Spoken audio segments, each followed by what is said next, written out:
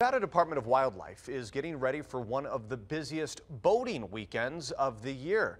And that's why it's joining the Operation Dry Water campaign, trying to stop people from drinking and boating.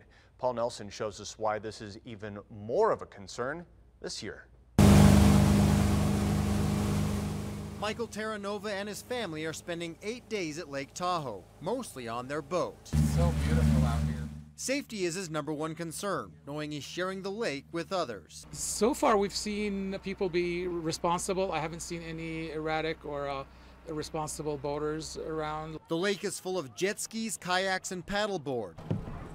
And just like on a boat, you have to be sober to operate them. That's why officers will patrol nearly every body of water throughout Nevada this weekend. Our officers are going to be looking for people who are impaired.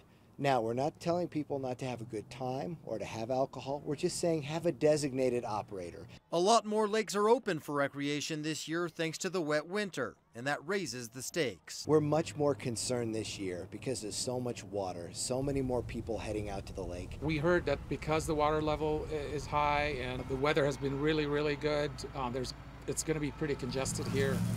Along with boating sober, there's a lot of other safety measures you can take, including making sure you know what the temperature of the water is, because places like Lake Tahoe, if you get into the water too quickly, you can get cold water shock. Along with that, you're always encouraged to wear a life jacket. We'll go 1, 2. Boom. 35 pounds of buoyancy, much more than a traditional life jacket.